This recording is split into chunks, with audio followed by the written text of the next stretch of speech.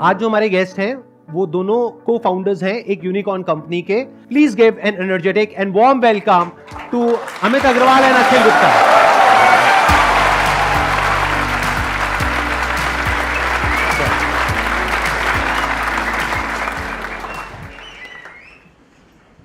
इस सीटियां में जाने की क्या जरूरत है? ये थोड़ा ज्यादा हो गया. इससे पहले कि ऑडियंस आपसे क्वेश्चंस पूछे, इंटरेक्ट करे, या मेरे माइंड में कुछ क्वेश्चंस है मैं आपसे पूछूं, आप थोड़ा सा अपने बैकग्राउंड के बारे में बताइए आप दोनों. मेरा नाम है अखिल गुप्ता, अमित अग्रवाल. तो हम को फाउंडर हैं nobroker.com के. वो इंडिया का first proptech real estate unicorn है. तो हम 3 लोग हैं, मैं, अमित और सौरभ. मेरा बैकग्राउंड, मैं कोटा से हूँ, राजस्थान में एक टाउन है, अब तो सब लोग जानते हैं एजुकेशन सिटी के नाम पे. और उसके बाद IIT बॉम्बे गया पढ़ने के लिए. फिर जैसे सब लोगों की नौकरी लगती है, नौकरी लगी, बैंगलोर चले गए. उस समय स्टार्टअप्स बनने लगे थे, तो एक छोटा स्टार्टअप था US का, वो इंडिया में था, तो उसमें 2 साल काम किया. वो स्टार्टअप बंद हो गया और उन्होंने बोला आप भी US आ जाओ. बंद हो गया मतलब वो इंडिया ऑपरेशन बंद कर रहे थे. और US मुझे कभी जाना नहीं था, मुझे इंडिया के बाहर कुछ समझ में नहीं आता, इंडिया ही अच्छा लगता है. उसी समय ये आइडिया आया, सौरभ ने एक दिन आइडिया डिस्कस किया, फिर हमने नो ब्रोकर की जर्नी स्टार्ट कर दी. तो यही है लाइफ की जर्नी. छोटी सी सिटी से चालू होके बॉम्बे जाके फिर बैंगलोर चले गए और फिर नो ब्रोकर फाउंड किया. मैं अमित अग्रवाल हूँ और I was born in UP, तो छोटे से शहर में, गोंडा में जिन लोगों ने सुना. और I am a first generation entrepreneur. तो कोई किसी का भी बिजनेस नहीं है फैमिली में, तो कोई और पहला एक्सपीरियंस नहीं है. और हर जैसे एक फैमिली करती है कि वो फोकस करती है कि एजुकेशन अच्छी हो, तो एजुकेशन पे फोकस किया. फिर मेरा IIT कानपुर में सिलेक्शन हो गया. उसके बाद एक ANZ बैंक करके, ऑस्ट्रेलिया न्यूजीलैंड बैंक है जो कि विदेशी बैंक है, उसमें जॉब कर ली. फिर लगा कि अब तो बहुत ज़्यादा कंफर्टेबल हो गई ये लाइफ. इसके बाद तो कोई फिर ऐसा महसूस होने लगा कि अगर अब रिस्क नहीं लिया तो फिर कभी रिस्क ले ही नहीं पाएंगे. तो फिर जॉब छोड़कर फिर अखिल और सौरभ, हम तीनों ने बेसिकली नो ब्रोकर स्टार्ट किया. अब तक टोटल आप कितनी ट्रांजैक्शंस कर चुके हैं, इन द सेंस कि मतलब कितने लोगों को आप एक्चुअल में सक्सेसफुली घर दिलवा चुके हैं रेंट पे या परचेज पे? महीने की 70-75 हज़ार प्रॉपर्टीज़ हमारे यहाँ पे क्लोज होती है, जो मतलब हमारे यहाँ पे देखें तो साल की आप मान लो तकरीबन 10 लाख लोगों को प्रॉपर्टी मिल रही है, जिसमें हम लोग जो ब्रोकरेज बचा रहे हैं वो तकरीबन 700-800 मिलियन डॉलर, मतलब आप मान लो 6-7 हज़ार करोड़ रुपए का ब्रोकरेज हम आज तक बचा चुके हैं. अगर आज आपको कोई बिजनेस करना हो, आज जो बिजनेस का ओवरऑल लैंडस्केप है वो बहुत तेजी से चेंज हो रहा है बिकॉज ऑफ AI. इस पॉइंट पे आप क्या बिजनेस करेंगे, मतलब what is the business that is coming to your mind, या किस फील्ड में आप जाएंगे, किस सेक्टर में जाएंगे, एग्जैक्टली क्या करेंगे अगर आपको अभी जीरो से शुरू करना हो वापस से? उससे पहले ना हमको ये बताना चाहते हैं कि real estate, No Broker generally real estate के नाम से जाना जाता है, पर हमने और बहुत सारे बिजनेस कर लिए अपनी ही कंपनी में. तो आज हम लोग इंडिया के नंबर 1 पैकर मूवर हैं. उसी तरह हम इंडिया में नंबर 1 पेंटिंग एग्रीगेटर हैं. और हम AC सर्विसिंग में हैं, हम क्लीनिंग में हैं, हम फर्नीचर रेंटल में हैं, हम होम इंटीरियर्स के अंदर हैं, लोन्स है, मतलब right from interior to maintenance आप सारा कुछ सोसाइटी मैनेज करते हैं. सोसाइटी को मैनेज करने के लिए सॉफ्टवेयर है जिससे आप पूरी सोसाइटी का फाइनेंसेस, गेट मैनेजमेंट, सब कुछ. तो हम लोग वन स्टॉप शॉप हैं रियल एस्टेट के. हम अमेजॉन ऑफ रियल एस्टेट है. अगर आपको एनालॉजी देनी हो, जैसे अमेजॉन पे सब कुछ मिलता है, तो रियल एस्टेट का कुछ भी चीज़ चाहिए वो नो ब्रोकर के ऊपर होता है आज की डेट. तो ये तो हो गया आपके स्टैंड पॉइंट से. अब अगर लोगों के स्टैंड पॉइंट से देखा जाए, जो लोग यहाँ बैठे हैं या वीडियो में देख रहे हैं, उनका चैलेंज ये है कि एज है मान लो 20-25 साल. उनके स्टैंड पॉइंट से अगर आप देखो तो क्या बिजनेस अपॉर्चुनिटीज है जो आपको नजर आती है जो कम पैसे में आज की डेट में शुरू करी जा सकती है? तो मेरे ख्याल से ना, इसको बजाय इस बात में देखने की कि हमारे पास ChatGPT है, हमारे पास AI है, तो हम क्या करें, उसकी जगह में से उल्टा देखना चाहिए कि आपकी लाइफ में क्या प्रॉब्लम है. आप सुबह उठे से लेकर रात तक सोने तक आपको क्या इश्यूज आए. तो जैसे हम लोगों को इशू आया कि हमें समझ में नहीं आया कि हम इस ब्रोकर को इतने पैसे क्यों दे रहे हैं, हमें से 50,000 रुपये, 25,000 रुपये रेंटल के, जबकि ये तो फ़ोन नंबर था. अपनी मेरी खुद की सोसाइटी के अंदर ही मुझे पैसे देने पड़ गए दूसरा फ्लैट चेंज करने के लिए. तो प्रॉब्लम जो है ना, उसको पहले सोचिए कि प्रॉब्लम क्या है जो आपको परेशान कर रही है, आपके दोस्तों को परेशान कर रही है. इंडिया में बथेरी प्रॉब्लम है, मतलब इंडिया जैसी प्रॉब्लम और इंडिया जितना बड़ा मार्केट दुनिया में कहीं पे भी नहीं है. तो अगर आप इंडिया के लिए कुछ भी सॉल्व करो, जैसे ब्रोकरेज वाली जो प्रॉब्लम है, नो ब्रोकर वाली, दुनिया में कहीं पे भी नहीं है. US UK आप चले जाओ, वहाँ पे रेगुलेटेड एंटिटी है, ब्रोकर के थ्रू एजेंट्स बोला जाता है, उन्हीं के थ्रू काम करना होता है. तो इंडिया स्पेसिफिक प्रॉब्लम आपको दिखती है, जो आपको घर में दिख रही हो, आपके आजू बाजू दिख रही हो, उसको कैसे सॉल्व कर सकते हैं। और प्रॉब्लम ऐसी होनी चाहिए कि वो बोलते हैं ना कि सपना ऐसा हो कि वो आपको नींद नहीं आने दे और आप सोचो तो उसी के ऊपर आप उसके बारे में सोचो। तो ऐसी प्रॉब्लम कि जिसको सॉल्व करने के लिए आपको नींद नहीं आए, नींद में सो तो उसी का वापस से सपना है कि क्या सोल्यूशन बनाने वाले, और सुबह उठ के उस प्रॉब्लम को वापस से सॉल्व कर रहे हो। ये कर रहे हैं हम लोग पिछले 10 साल से। तो अब आप बताइए, आप में से किसके माइंड में क्या क्या क्वेश्चंस आ रहे हैं जो आप इनसे पूछना चाहते हैं? सर अभी हमने सबने ये सुन लिया कि कब बिजनेस हम स्टार्ट करें, कौन सा स्टार्ट करें, पर कब हमें ये पता चल जाएगा कि अब हमें ये बिजनेस बंद करना पड़ेगा, या तो बहुत लॉस हो जाए या फिर हमें मतलब अंदर से फील आ जाए कि हाँ अब या ये तो बंद करना पड़ेगा या तो कुछ और शिफ्ट करना पड़ेगा। हमारे लिए सबसे बड़ा प्रिंसिपल यही रहा कि कस्टमर कब बोलेगा कि हमें नहीं चाहिए सॉल्यूशन। क्योंकि हो सकता है कि आपको ऐसा लगे कि मेरा आइडिया बहुत अच्छा है, पर जब कस्टमर से बात करो तो कस्टमर बोल रहा है कि नहीं ये तो नहीं है इतना अच्छा, या मुझे इस पैसे पे तो मैं सॉल्यूशन नहीं लूँगा। तो फाइनली डिसीजन मेकर ना तो आपके फ्रेंड्स हैं ना इन्वेस्टर हैं, क्योंकि उन किसी को कुछ नहीं पता। हमारे सारे फ्रेंड्स ने बोला कि रियल एस्टेट में अब हम सब पैसा ऑनलाइन लेते हैं और प्री पेमेंट लेते हैं। तो लोगों ने बोला कि पूरे वर्ल्ड में कभी नहीं होता प्री पेमेंट रियल एस्टेट में, तुम कैसे ले लोगे? जो चीज़ आज तक दुनिया में नहीं हुई तुम कैसे कर लोगे? लेकिन जब कस्टमर से पूछा तो हमें लगा कि यार कस्टमर को अगर भरोसा होगा हमारे प्लेटफॉर्म पे तो दे सकता है। तो फाइनल डिसीजन मेकर कस्टमर है। आपको एक्सटर्नल प्रॉब्लम आ जाए कि आपका पैसे खत्म हो जाए या घर में प्रॉब्लम हो जाए तो बात अलग है, फिर तो बिजनेस बंद करना पड़ेगा आपको, पर otherwise final decision maker customer है। आपके बिजनेस में ऐसा कब हुआ कि आपको प्रॉपर प्रोडक्ट मार्केट फिट मिला? क्या वो जल्दी मिल गया था या लेट मिला? कब आपको लगा कि हाँ अब जो कस्टमर है वो रिस्पॉन्ड कर रहा है? कितना टाइम लगा था उसमें तो लॉन्च करने के बाद? हमने मार्च 1 2014 को लॉन्च किया था और 2-3 महीने में हमें दिखने लग गया था कि 50-60 लोग आ रहे हैं, प्रॉपर्टी पोस्ट कर रहे हैं, कुछ लोग आ रहे हैं, इंटरेक्शन कर रहे हैं। और जैसे अमित बोला हम उनसे बात कर रहे हैं, बोले सर आपसे अभी तो फ्री है, हम फ्यूचर में पैसा लेंगे तो आप दोगे? बोला हाँ मैं 25,000 रुपये देता हूँ, अगर आप मुझसे 500,000 रुपये लोगे मैं बिल्कुल दे दूंगा उसका। हम बोलते थे पहले मांगेंगे, तो बोला बिल्कुल दे देंगे। तो वहाँ से हमें ना थोड़े थोड़े शूट्स दिखने लग गए थे कि ये चल रहा है। बट हमारे साथ ये था कि जब तक इसमें पैसा नहीं इन्फ्यूज़ करेंगे इसको बड़ा नहीं कर पाएंगे। और जब उसके लिए जब हम वीसीज़ के पास जाते थे तो वीसीज़ बोलते थे बहुत बढ़िया, क्या अमेजिंग आइडिया है, इंडिया की प्रॉब्लम सॉल्व कर रहे हो, बहुत ही अच्छा है। तो और फिर बोलते अच्छा पैसे दे दो, अरे बट ये यूएस में तो हुआ ही नहीं। तो इंडिया में उस समय कंसेप्ट था Uber of India, Amazon of India, ये वाली चीज़। तो उसमें हमें लगे कुछ 10-12 महीने तक हम लोगों ने हमारी सेविंग्स जो भी थी हमारी सेविंग्स सब जला दी। इसी बीच में मेरी बेटी हुई, अमित के बेटा हुआ, तो बट वो जुनून में लगे हुए थे। कस्टमर्स से प्यार, कस्टमर्स का जो प्यार मिल रहा था, और वो जो बोल रहे थे कि आपने मेरे 50,000 रुपये बचा दिए, अब मैं इससे फ्रिज खरीद लूँगा, या मैं इससे टीवी खरीद लूँगा, या मेरी बेटी की शादी में काम आ जाएगा। ये सब जो जर्नी थी, ये सब जो चीज़ें थी ना, ये बड़ा पंप अप कर रही थी। बट पैसा नहीं मिल रहा था आपको शुरू में? पैसा नहीं मिल रहा, पैसा कोई नहीं दे रहा था, बिकॉज चाहे वीसी कितना ही बोलें कि वो रिस्क लेना चाहते हैं, वीसी चाहते हैं कि वो यूएस या चाइना में किसी ने किया हो ताकि वो कंफर्ट मिल जाए। वो कंफर्ट तो था नहीं, क्योंकि वर्ल्ड में किसी ने भी नहीं किया ये काम। 10-11 महीने तक आपको कोई पैसा नहीं आ रहा था, आप अपनी जेब से पैसा लगा रहे थे। तो 10 महीने बाद क्या आपको फंडिंग मिल गई थी? फिर 12 महीने बाद। हाँ। कितने अमाउंट की? तब हमें मिली थी $3 मिलियन की, जो उस टाइम में 18 करोड़ था। $3 मिलियन की at a valuation of $10 million. $10 million. तो 30% आपने उसी वक्त अपना इक्विटी स्टेक डायल्यूट। हमारा कुछ था ही नहीं स्ट्रेंथ, हमारा नेगोशिएटिंग पावर पे थे ही नहीं, तो जो वीसी ने बोला हमें देना ही पड़ा। तो पहले राउंड में ही गया। उसी समय इंडिया में ना 12 प्रॉपटेक थे, बहुत सारे थे। मैजिक 99 एकड़, India Property, India Homes, Common Floor, बहुत सारे, और एक housing.com करके था। जब हम 1-2 बार तो हमारे साथ ऐसा हुआ कि वीसी ने बोल दिया कि कल हम लोग बोलते हैं कि हमारा है खतरनाक बुधवार, मतलब हमें ये होता था कि वीसीज बोलते थे कि वेडनेसडे को आपको बता देंगे। और 3 या 4 हफ्ते ऐसे हुए जब हमें ऐसा लगता था कि कल तो हमारे पास टर्म शीट आ जाएगी, कि पैसे का प्रॉमिस आ जाएगा, और वो वीसी मना कर देता था।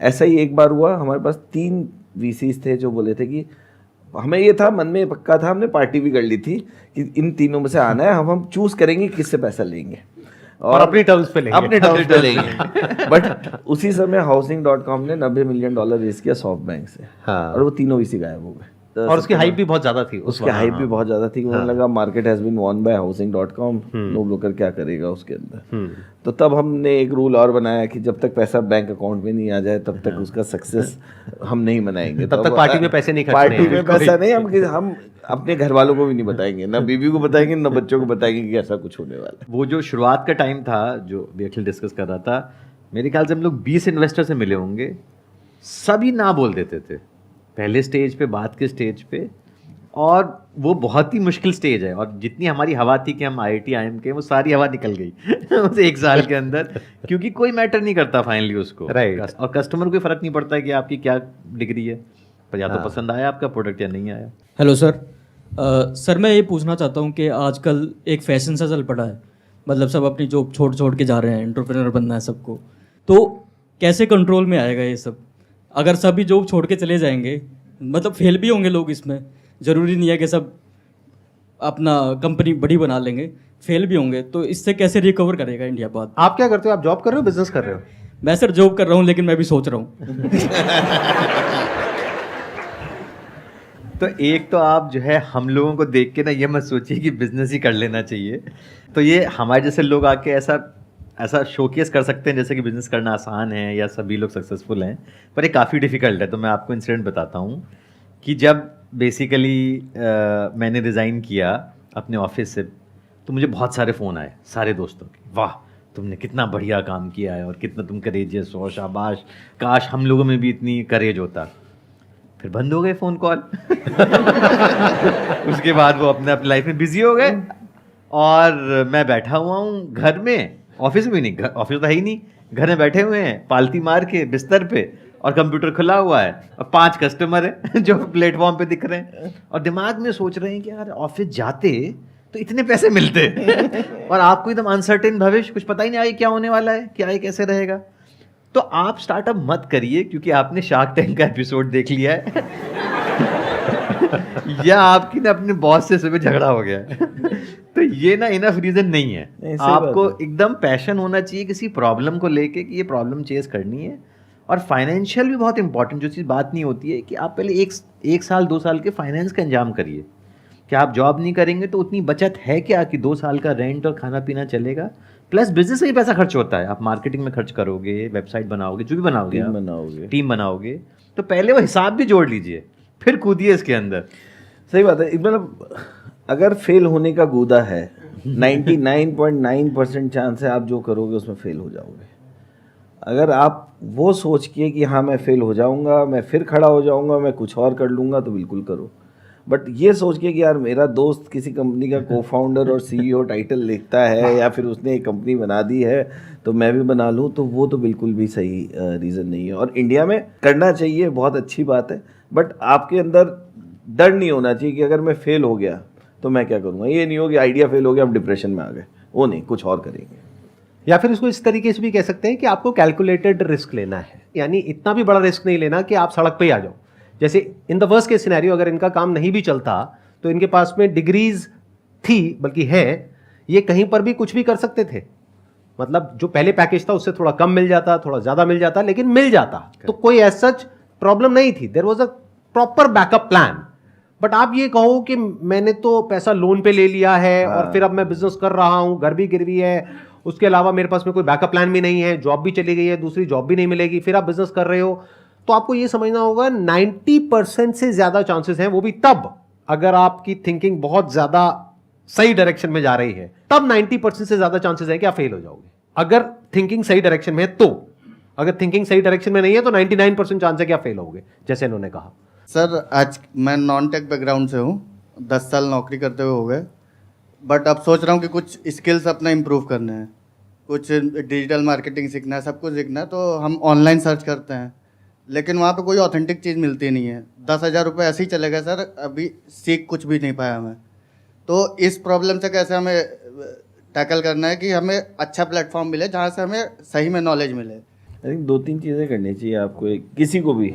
एक तो जब अपन बाज़ार में भी जाते हैं, कोई दुकान देखते हैं, तो हम क्या देखते हैं, वो दुकान पे जाते हैं जिसका किसी ने बताया हो, रेफरेंस से पता लगा हो, या आपको पता हो बहुत नामी दुकान है, पुरानी दुकान है। तो रेटिंग और रिव्यूज़ होता है ऑनलाइन सिस्टम के अंदर, तो आपको एक तो रेटिंग और रिव्यूज़ देखना चाहिए कि भाई हाँ मतलब ये ऑथेंटिक है, क्योंकि ऑनलाइन में इजी है, कोई भी एडवर्टीजमेंट करके ऊपर आ सकता है। तो एक तो एड वैड दिखाओ तो वो आप थोड़ा ध्यान दो, उसके ऊपर की एडवर्टीजमेंट तो नहीं कर रहा है। तो रेटिंग और रिव्यू और रेफरेंस किसी और ने यूज़ किया हो।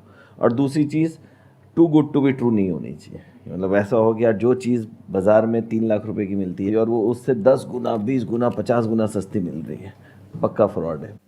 तो ये थोड़ा सा अपना दिमाग लगाना पड़ता है। मतलब we should not get blinded by कि जो भी हमें दिख रहा है वो सच है। बहुत सारी चीज़ें झूठ हैं, और इंटरनेट के सिस्टम में, इंटरनेट में जहाँ पे बहुत इजी है रीच करना, ये बहुत प्रीडोमिनेंट हो गया है, जहाँ पे लोग बेवकूफ़ बनाने की ज़्यादा कोशिश कर रहे हैं। तो थोड़ा अपनी अक्ल लगाओ और फिर उस तरीके से काम करो, वही चलेगा। इसमें एक पॉइंट और है बहुत इंपॉर्टेंट समझने वाला, वो क्या है कि आप क्या करते हो कि जैसे अभी जॉब कर रहे हो 10 साल से, तो आपने इमीडिएटली जा करके सर्च किया कि बिजनेस आइडियाज़ क्या क्या होते हैं। वहाँ पे सबसे ऊपर आया डिजिटल मार्केटिंग, क्योंकि ये सबसे आसान लगता है, तो हर कोई इसी की तरफ चला जाता है। एक बार को मान लो ये ऑप्शन है ही नहीं, अब इसके अलावा और क्या ऑप्शंस हैं, वो आपके माइंड में आ रहे हैं, नहीं आ रहे, मान लो नहीं आ रहे हैं, तो पहले अपने माइंड को एक्सपैंड करो, नई नॉलेज गैदर करो, नई इंफॉर्मेशन गैदर करो। ये देखो कि this is not the only business in the world, इसके अलावा लाखों बिजनेसेस और भी हैं। तो अपने दिमाग को खोलो, देखो दुनिया में क्या क्या हो रहा है, बहुत सारे लोग हैं, उनकी अलग अलग बुक्स पढ़ो, या फिर सीधा बिजनेस पे जंप मत करो। पहले ये समझो बिजनेस क्या होता है, बिजनेस से रिलेटेड जो और एस्पेक्ट्स हैं उसकी अच्छी बुक्स मिलेंगी उन लोगों की जो उस फील्ड में एक्सपर्ट्स हैं, और उसमें कोई खर्चा नहीं होगा। 100-200 रुपए की, 500 रुपए की आपको बुक्स मिल जाएंगी। आजकल तो ऑडियो बुक्स मिल जाती हैं फ्री ऑफ कॉस्ट यूट्यूब के ऊपर, वो आप सुन सकते हो। तो आप पहले नॉलेज को गैदर करो, पहले बिजनेस को समझो कि बिजनेस होता क्या है, तो आपको समझ आएगा बिजनेस दो तरीके से होता है। एक है कि आपको अमीर बनाने का सपना दिखा करके कुछ लोग अमीर बनते हैं, दूसरा है कि एक्चुअल में लोगों की कोई एक्चुअल प्रॉब्लम को सॉल्व करके फिर पैसा कमाया जाता है, जिसके लिए जो लोग पैसा देते हैं वो भी खुश होते हैं, आपको पैसा मिलता है, आप भी खुश होते हो, प्लस जिसका प्रोडक्ट सर्विस जो भी प्रोवाइड कर रहे हो दे आर ऑल्सो हैप्पी, यानी कि विन विन विन हो गया चारों तरफ से। सर मेरा क्वेश्चन ये है कि जो आपका नो ब्रेकर है उससे आपके नो ब्रेकर नहीं, नो ब्रोकर। हाँ, नहीं तो आप कुछ और समझ करके वहां चले जाओगे। नहीं नहीं सर, तो उसमें मतलब जो उसके आपकी जैसे आप जो कस्टमर है जो आपने उनसे पेमेंट ले रहे हो, तो उसमें आपकी अर्निंग कैसे हो रही है, मेरा क्वेश्चन ये है। हमने पहले शुरुआत में फ्री किया, फिर हमने 1 साल के बाद हमने अब पेड, हमने प्रीमियम ऑप्शनल प्लान कर लिए कि आपको डिफ़ॉल्ट सर्विस लेनी है तो आप डिफ़ॉल्ट सर्विस ले लीजिए, आप आके खुद कॉन्टैक्ट ले लीजिए। और फिर हमने एक लिमिट लगा दी है कि 9 कॉन्टैक्ट के बाद फिर अगर आपको और लोगों से बात करनी है तो लेना होगा, या आपको एक स्पेसिफिक सर्विस चाहिए कि आपको एक रिलेशनशिप मैनेजर से बात करनी है तो होगा। तो हमारा प्लेटफॉर्म एक फ्रीमियम प्लेटफॉर्म है, फ्री भी है और पेड भी है, तो आपको जो सर्विस चाहिए उस हिसाब से लेते हैं। और फिर हम लोगों ने उसके बाद हमने पैकर, मूवर, पेंटिंग, क्लीनिंग और सब चीज़ें शुरू कर दी, जिनसे हमें काफ़ी रेवेन्यू आता है। तो are you in profit now या फिर अभी आप लॉसेस में हैं? नहीं, अभी तो हम लोग नहीं है प्रॉफिट में, लेकिन हमारे लॉसेस कंटिन्यूसली कम होते जा रहे हैं जितने हम बड़े होते जा रहे हैं। अभी हम लोग क्या कर रहे हैं, हमारा जो रेवेन्यू है ना, वी आर री investing back into the business. और रेवेन्यू कितनी ग्रो कर रही है आपकी टॉप लाइन? हर साल 100%। हर साल 100% से ग्रो कर रहे हैं। रेवेन्यू हमारा पहले 2x 3x होता था जब हम बहुत छोटे थे, अब चूंकि हमारा साइज़ बड़ा हो गया है तो हमारा 100% ग्रो होता है, और एक्सपेंसेस हमारे कम होते जा रहे हैं। तो ऑब्जेक्टिव हमारा ये है कि अगले 12 महीने 18 महीने में बेसिकली हम प्रॉफिटेबल हो जाएं, और वो अब आसान भी है हमारे लिए होना। एक तो हमारा फोकस भी उस पर हो गया है, और दूसरा ये हमारा साइज़ इतना बड़ा है कि अब अगर प्रॉफिटेबल नहीं होंगे तो कब होंगे, और फ़ायदा क्या बिजनेस करने का। प्लस इसके बारे में आजकल बात भी बहुत ज़्यादा हो रही है मीडिया में, सब जगह पे, मतलब जहाँ पर ये तो- कहा जा रहा है कि भाई यूनिकॉर्न्स पैसा तो उठा रही है, हाँ, लेकिन प्रॉफिट दूर दूर तक कहीं नजर नहीं आ रहा नहीं, है। पर वो एकदम सही बात है। वो तो मतलब प्रॉफिट अगर नहीं है, फाइनली प्रॉफिट नहीं हुआ तो फ़ायदा क्या बिजनेस करने का। हाँ, जिम्मेदारी भी है ना, आपने पैसा लिया है किसी से, ऑल्दो रिस्क कैपिटल है, आप डुबो दोगे तो भी वो आपको कुछ नहीं बोल सकते, बट आपने किसी से पैसा लिया है, उसने आप पे पैसा इसलिए लगाया है क्योंकि उसको 2 गुना 3 गुना 4 गुना मिलेगा, तो आपकी जवाबदारी है कि उस पैसे को कभी ना कभी तो वापस करना है। तो अब हमें हो गए हैं 7-8 साल 9 साल करते हुए, अगले 1.5-2 साल में हम भी प्रॉफिटेबल हो जाएंगे। आपके सर एक्सपीरियंसेस ने जो आपने स्टोरीज बताई सुन के बड़ी अच्छी लग रही है, और बहुत सिंपल वे में एक्सप्लेन करी ना। मैं मिस्टेक्स जानना चाहूँगी कि आपने जब स्टार्ट करा तब बहुत सारे लोगों ने आपको डिमोटिवेट करा कि नहीं चलेगा, तो कुछ ऐसी गलतियाँ भी हुई होंगी जो आप शेयर करना चाहेंगे, क्योंकि अब आप एक्सपीरियंस हो चुके हैं। और हाँ, मैं यहाँ पे थोड़ा सा ऐड करना चाहूँगा कि गलतियाँ सिर्फ जो आपके स्टैंड पॉइंट से वो नहीं, बट उस गलती से आपने क्या सीखा, या फिर वो औरों के लिए कैसे बेनिफिशियल हो सकती है। इन द सेंस आपने जो सबसे बड़ी गलतियां करी अपने बिजनेस में, उसके पीछे रीजन क्या था, और उससे आपने क्या सीखा, और उससे आप क्या शेयर कर सकते हैं और लोगों को कि ये गलती नहीं करनी है। थैंकफुली हमने कोई बहुत बड़ी गलती नहीं करी, ना हमने कंपटीशन को कॉपी किया, ना हमने पैसे जलाए। हम धीरे धीरे बेसिकली सर्वाइव करते रहे लॉन्ग टर्म में। तो इस वाले कट थ्रोट में अगर वो बड़ी गलती करते तो फिर हम लोग शायद मुश्किल हो जाता सर्वाइव करना, क्योंकि हमें फंडिंग ही नहीं मिल रही थी। इस पहली फंडिंग के बाद भी हमें अगले 5 साल तक इंडिया में किसी ने फंडिंग नहीं दी।